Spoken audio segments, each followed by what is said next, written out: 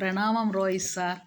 താങ്കൾ ജീവിച്ചിരുന്നപ്പോൾ എനിക്ക് താങ്കളെക്കുറിച്ച് ഒന്നും അറിയില്ലായിരുന്നു. താങ്കളുടെ മരണശേഷമാണ് താങ്കളെന്ന വ്യക്തിയെ എനിക്ക് കൂടുതൽ മനസ്സിലാക്കാനായിട്ട് പറ്റിയത്. അതുകൊണ്ട് തന്നെ താങ്കളെക്കുറിച്ച് എന്ത് പറയണം എന്ന് എനിക്കറിയില്ല. എങ്കിലും എൻ്റെ മനസ്സിൽ തോന്നിയ ഒരു കാര്യം ഞാൻ പറയാം.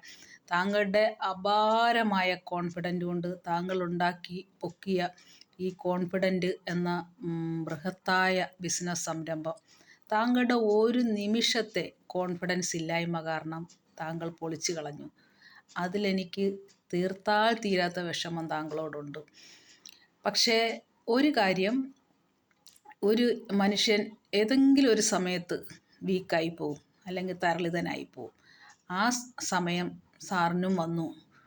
നമ്മുടെ ജീവിതത്തിൽ ദൈവം നമുക്ക് ഒരുപക്ഷെ സാറിൻ്റെ കോൺഫിഡൻറ്റ് കൊണ്ടും കഴിവുകൊണ്ടും ആയിരിക്കും, അല്ലെങ്കിൽ താങ്കൾക്കൊരു കടമോ ഒരു ലോണോ ഇല്ലെന്ന് പറയുന്നു. അതെനിക്ക് വിശ്വസിക്കാൻ വളരെ പ്രയാസമുള്ളൊരു കാര്യം. ഇത്രയും സമ്പത്തുണ്ടാക്കിയ താങ്കൾക്ക് അതില്ലാന്ന് കേൾക്കുമ്പോൾ അതിലെന്തോ ഒരു പന്തികേട് എനിക്ക് തോന്നുന്നുണ്ട്.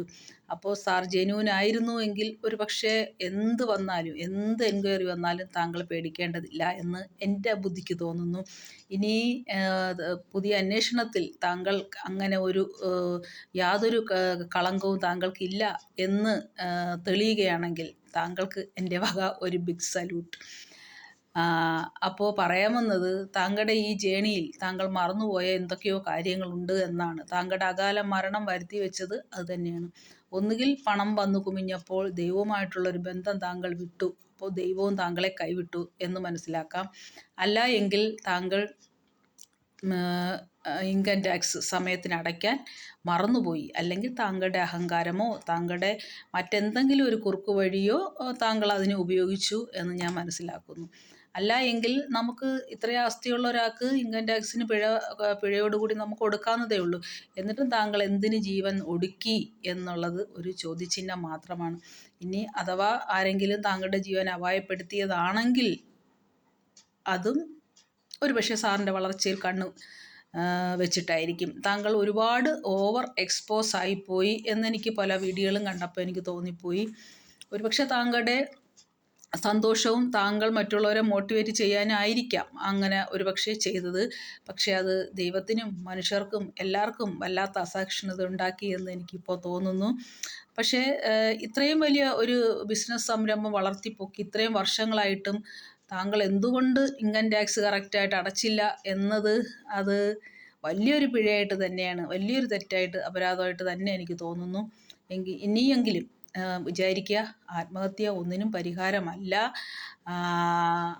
സാറിൻ്റെ ഭാഗം സാറിന് പറയാനുള്ളൊരവസരം ഉണ്ടായിരുന്നു. അപ്പോൾ താങ്കൾക്കത് പറയാൻ ന്യായങ്ങളൊന്നും ഇല്ലാത്തത് കൊണ്ടാണ് താങ്കൾ ജീവിതം അവസാനിപ്പിച്ചതെന്നും എനിക്ക് തോന്നുന്നു. അല്ലാതെ ഞാൻ നോക്കിയിട്ട് ഇത്രയും ജീവിതം ആസ്വദിച്ച ഒരു മനുഷ്യൻ ഒരു നിമിഷം കൊണ്ട് ജീവിതം അവസാനിപ്പിക്കുമെന്ന് എനിക്ക് തോന്നുന്നില്ല. അതെന്ത് തന്നെ ആയിക്കോട്ടെ, കാലം തെളിയിക്കട്ടെ. എങ്കിലും താങ്കളുടെ ഈ മഹത്തായ കോൺഫിഡൻറ്റിന് ഒരു ബിഗ് സല്യൂട്ട് തന്നെ ഉണ്ട്. ഇത്രയും കഷ്ടപ്പെട്ട് താങ്കൾ ഇങ്ങനെ ഒരു സാമ്രാജ്യം കെട്ടിപ്പടുത്തതിന് താങ്കളോട് വലിയ ബഹുമാനമുണ്ട്. എങ്കിലും ഇത്ര കടുങ്കൈ വേണ്ടായിരുന്നു.